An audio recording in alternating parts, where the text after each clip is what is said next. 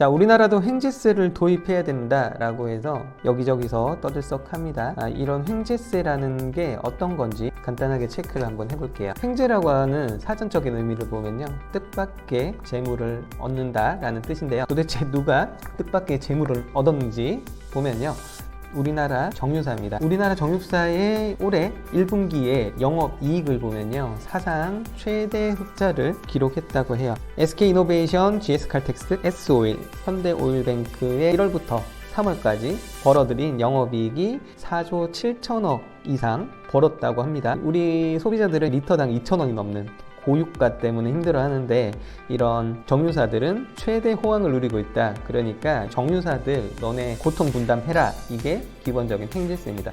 자, 횡재세의 정식 명칭은요, 초과 이윤세라고 하는데요. 이게 우리나라에서 갑자기 도입하느냐, 그건 아니고 보통 우리나라에서 먼저 하는 일은 별로 없죠. 외국에서 이미 시작을 하니까 정치권에서 고유가의 눈치를 보면서 이런 세금을 도입해야 된다 얘기를 하고 있는데요. 외국의 사례를 한번 보면 스페인의 경우는 작년 9월부터 올해 3월까지 발전소에 이런 횡재세, 초과이익세를 한시적으로 거뒀다고 하고요. 이탈리아와 헝가리도 천연가스로 이득을 본 기업에게 횡재세, 이런 초과이윤세를 현재 매기고 있다고 합니다. 그리고 영국도 석유와 가스 회사들의 이익에서 25%를 횡재세로 부과를 하고요. 거둬들인 돈을 국민들에게 환원하겠다라고 발표를 한 바 있습니다. 그리고 미국은 회사들이 이윤율이 10%를 넘을 때 세금을 21%를 물리겠다는 법안을 다음 달에 제출한다고 하고요. 미국에서도 횡재세를 도입할 예정이라고 합니다. 근데 이 횡재세라는 게 당장은 돈을 많이 벌고 있는 정유사의 돈을 빼서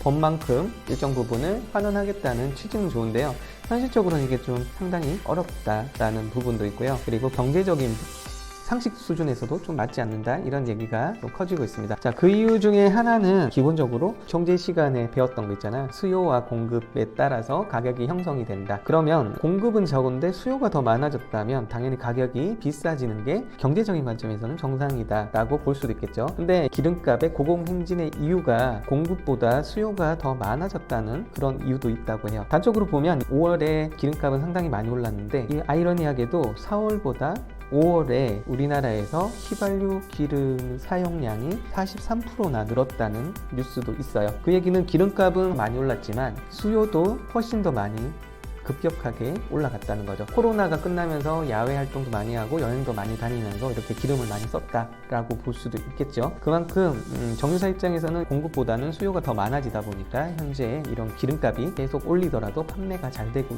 있다라는 부분이고요. 또 하나는 현재는 고유가 덕분에 이런 정유사들이 사상 최대 이윤을 벌고 있지만, 앞으로 국제 유가가 떨어지고 정유사의 마진이 떨어질 때, 나중에 정유사들이 어려울 때 정부가 보조를 해주겠냐? 라고 하면 이건 또 다른 얘기가 되는 거죠. 그래서 이런 형평성의 문제가 있다라는 거고요. 또 하나는 현실적으로 이런 부분이 있습니다. 우리나라에서 초과 이윤세, 이런 횡재세를 실제로 정유사에게 물렸다고 하더라도 이 세금을 낸 만큼 공급가에, 그러니까 기름값에 포함을 시켜서 공급을 해버리면, 실제로 이런 횡재세 도입을 하는 이유가 우리가 조금 저렴하게 기름을 넣고 싶은 그런 이유 때문에 이런 세금을 얘기를 하는 거잖아요. 근데 세금을 낸 만큼 정유사들이 기름값을 올려버리면 솔직히 이게 의미가 없어져 버린다는 그런 이유죠. 근데 이걸 막을 수 있는 또 조치도 별로 없다 보니까 생각보다 횡재세라는 게 도입이 쉽지 않다라는 얘기가 있습니다. 어쨌든 우리나라 정유사들이 이렇게 횡재를 하고 있는데, 저도 횡재를 해서 이런 횡재세를 좀 내보고 싶다라는 생각이 들었습니다.